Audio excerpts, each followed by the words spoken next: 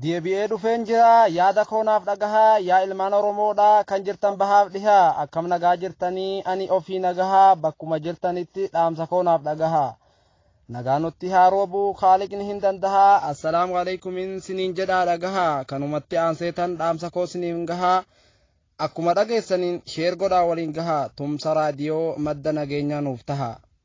Yoonti miidiyaa jennu kan nam tokkooti miti yookaan kan gosa tokko yookaan kan naannoo miti wanni miidiyaa kana nama hunda laallatti nam tokko hafuun qabu biyyaaf biyya alaatti waan danda'uun haa tumsu dirqama mataasaati. Alhamdulillah jedha kan rabbiiti galanni aqibaa zaalimtoota baguma agartanii kan du'e biyyoo nyaate kan qillixxoo guuranii gizeenutu hidhamaa amma taraan isaanii. Dhugaan teenya mul'attee fansi yaadachiisee bara malee wanni dubbadhu baay'ee garaana jira amma finan ariifadhee gabaabsee darbe bira qalbiidhaan naaf dhagahaa yaa boleeyyan akiraa yoo qaamni addaan fagaates yaadaan wal faana jirra kaayyoon keenya tokkuma eessa tafna wal bira waan dhabne barbaadachuuf kottaa wal faana hiriira kaayyoo sangalmaan gahuuf tokkummaadhaan wal jaara miidiyaa gad dhaabbatuun kuni dirqamaa bara.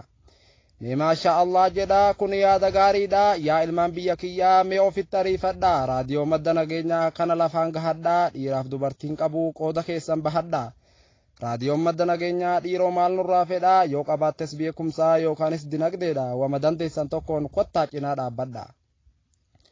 Namni gurra hin qabne hin dhagahu waan iyyuu miidiyaan gurra keenya duuba banatu wayyuu kan hanga har'aa rafne hirribni nu haagayuu ka'aa lafaa dammaqaa akkatti taa'u wayyuu.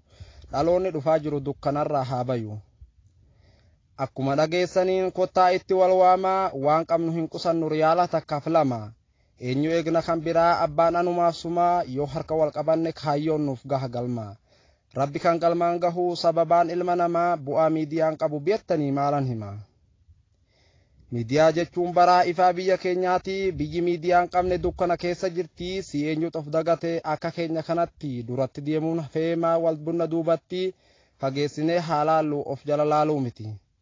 Keessattuu ilmaan walloonaaf dhagahaa asitti miidiyaa tokko dhabuun kuni salphinaa miti dhandhamnee hin agarree nuti mi'aa isaati lakkaawwamee hin dhumu garuu bu'aan isaati.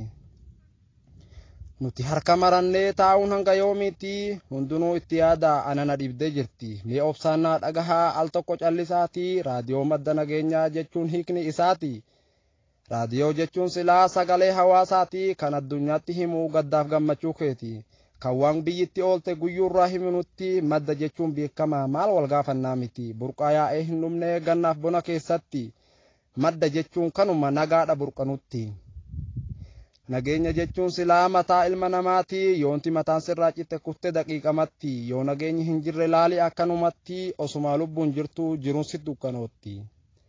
Wanti dubbiisii galuu qabu bakka tanatti nageenyi yoon jiraatin badda jiruun kan keeti. Raadiyoo madda nageenyaa jechuun guddaa hiikkaan isaati.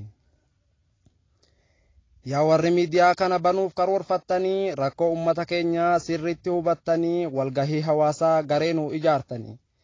Mana duniyaaf akiraa siniif haa jaaru rabbiin gammadaa gammachuu kan biyya lammanii biyya duniyaatti bilisummaadhaani ganda akiraatti oollaa nabizeyni sallallahu alaihi wasallam.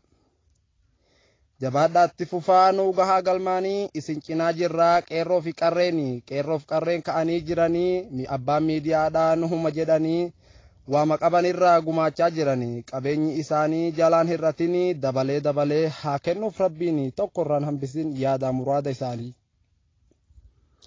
Yaa rabbiin dandeessaa rakkoo nurraa banii haala mimijjeessiif warra kennatini garuu dhaban qabnu mee imaan nuuf kennii dureessaa fiyyeessaan wal hin baqatinaa harka wal qabannee wal cinaa dhaabbannaa wal malee waan qabnu walumaan dhaaddannaa.